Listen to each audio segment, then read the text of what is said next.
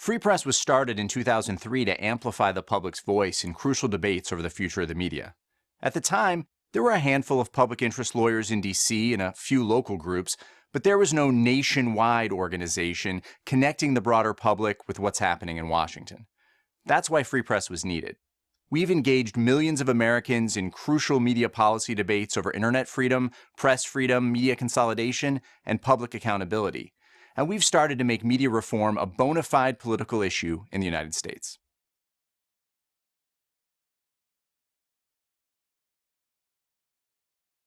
At Free Press, we want to create a media system that gives people the information and opportunities they need to tell their own stories, to hold their leaders accountable, and actively participate in their democracy.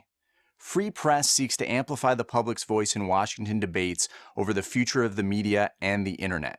But these crucial debates, which are happening right now, need to be brought outside the Beltway and around our kitchen tables. That's the first step in building both the constituency and the political will to create a media system that actually serves all Americans.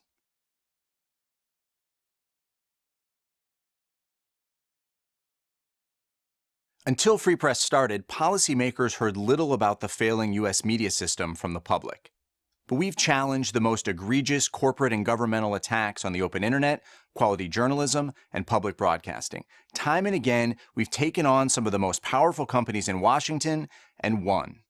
Free Press is unique in combining deep policy knowledge, Washington lobbying, and media outreach with broad public education efforts and innovative organizing strategies, both online and off. We also remain independent of any industry groups, political parties, or the government, so we can tell it like it is.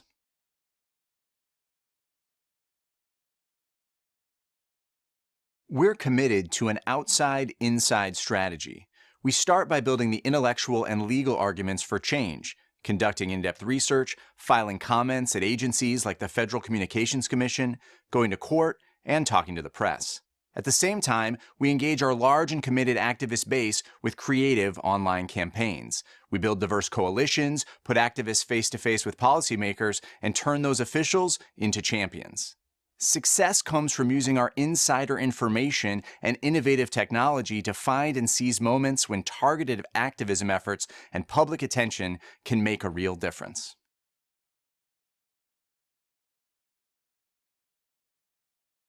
We measure our success based on concrete victories and campaign progress, laws passed, rules made, and bad decisions prevented. We monitor how often policymakers cite our research and legal arguments. We track stories about our work in the media and measure our growing reach online and in social media. We also look closely at activist engagement, not just the size of our email list or response rates, but the types of actions our supporters take. We work to move them from signing a single petition to attending an event to meeting with a member of Congress and more.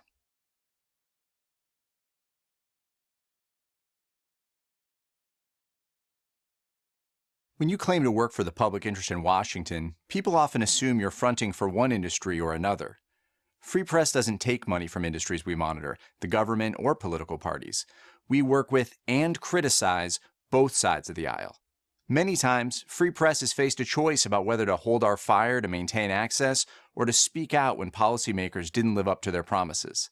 In the end, we aren't really interested in right versus left. What we care about is right and wrong.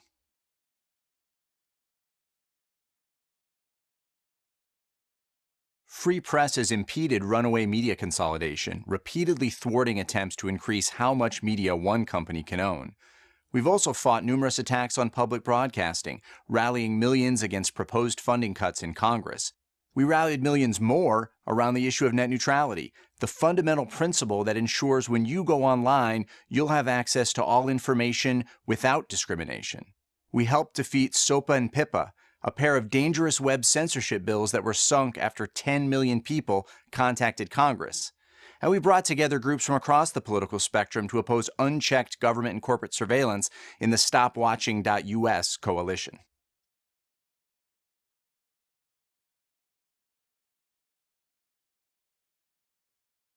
Inside the Beltway, we're often outspent and outnumbered.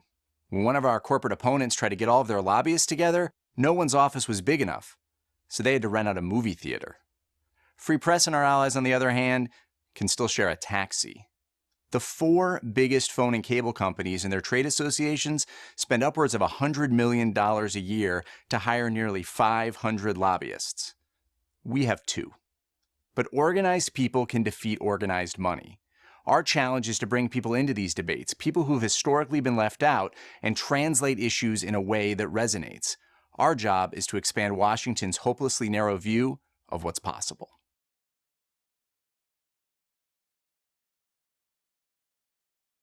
We'll never match the wealth of our industry opposition, but we believe that with increased staff capacity, we can outwork and outsmart them.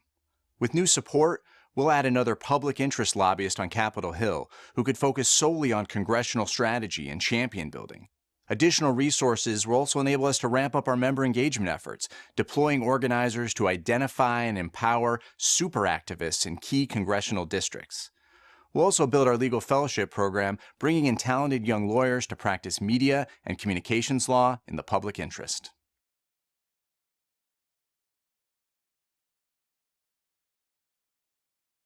We want to expand our work to end unconstitutional spying and surveillance. This could be the defining internet freedom and civil liberties battle of the next decade. Meanwhile, journalists are increasingly under attack just for doing their jobs. We want to lead a national campaign about the public stake in press freedom and how to protect journalism in a networked age. Lastly, we want to expand our work to build a global movement for internet and press freedom. We could better strategize with an emerging network of international organizations and share our experience with allies starting groups in their own countries.